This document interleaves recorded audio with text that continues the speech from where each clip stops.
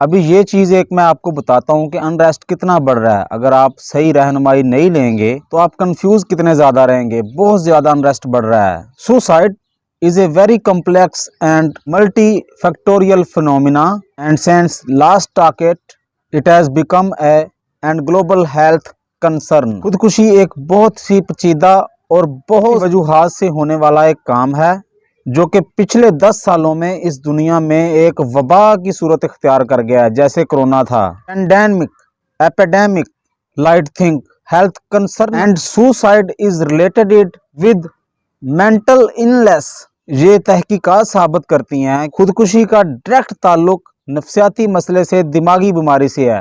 90% لوگ جب وہ مرتے ہیں یا خودکشی کرتے ہیں تو وہ مرتے وقت کسی ایک ڈائیگنوز مینٹل پرابلم کا شکار ہوتے ہیں. یہ کیا کیا ہو سکتی ہیں؟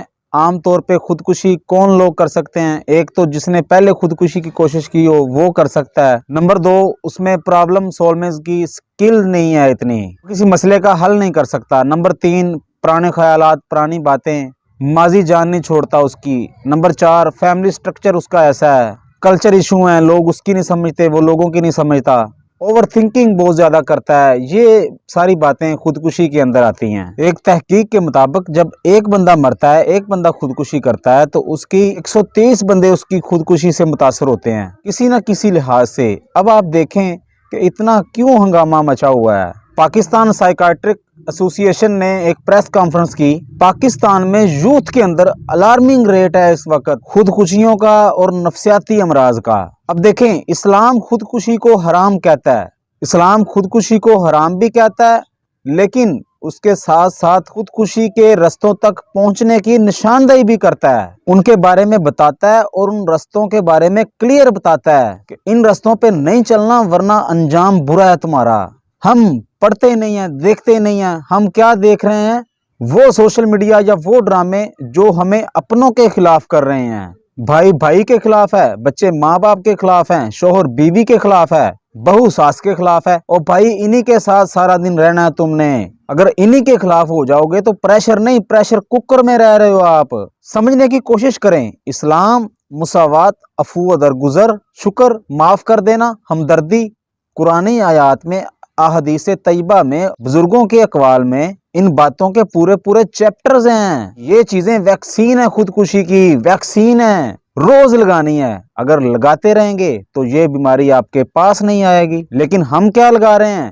کھینچ کھینچ کے ہماری توجہ ان مسائل کی طرف, ان باتوں کی طرف لے جائی جا رہی ہے جن سے ہمارا کوئی تعلق نہیں ہے. اس مسئلے میں پڑھ کے نہ ہماری جاب میں کوئی اضافہ ہونا ہے, نہ ہماری پے میں کوئی اضافہ ہونا ہے, نہ ہماری پرسنالٹی ڈیولپمنٹ ہونی ہے, نہ ہمارا کوئی گول میٹ ہونا ہے. یاد رکھنا, وہی چیز پھلتی ہے, بڑھتی ہے جس پہ آپ توجہ دیتے ہیں.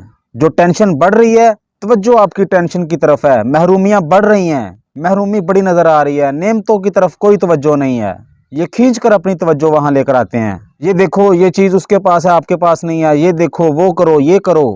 اور جس کے پیچھے آپ نے اپنے خاندان والوں سے, رشتہ داروں سے اور سگے بھائیوں سے لڑائی لے لی نا, اس سے آپ کو کوئی پرواہ نہیں ہے. یہ لکھ لیں میری بات. اگر کسی ایسے کے پیچھے چلنا ہے کہ جس کی آپ کو پرواہ ہے, تو یاد رکھنا, تو میرے آقا حضور صلی اللہ علیہ وآلہ وسلم کی آمد سے قبر روشن ہونی ہے. کے دن جب زبانیں باہر نکل رہی ہوں گی نا پیاس سے, تو اس وقت جو درود پڑتا ہے نا, حضور اسے پہچان پہچان کے جام کوثر پلا رہے ہوں گے. ٹھنڈا پانی ایسا ہے وہ کہ جو ایک بار پی لے گا نا, اس کے بعد اس کو پیاس نہیں لگے گی. یاری تو ایسی جگہ کرو نا جہاں توڑ نبھائی جائے. سوچو کس چیز کی طرف سوچ رہے ہو. ٹائم نماز پڑھنے کے بعد دوسری نماز کی طرف سوچو. صبح فجر کے بعد واک کرنے جاؤ, اور واک کرتے ہوئے درود پاک کا کوئی کوٹا فکس کرو, اور جب وہ کوٹا مکمل ہو تو خوشی محسوس کرو. کچھ آیتیں قرآن پاک کی اردو ترجمے کے ساتھ پڑھو. آیت عذاب کی ہو تو دہل جاؤ, سوچو ایسا عذاب آیا ہوگا ان کے اوپر. اگر اللہ کی نعمت کے بارے میں کوئی آیت ہے تو جھک جاؤ. آیت اگر نماز کے بارے میں ہے تو سوچو کیسا فرض ہے. یہ زندگی بہت مختصر ہے, یاد رکھنا, مواقع گزرتے چلے جا رہے ہیں.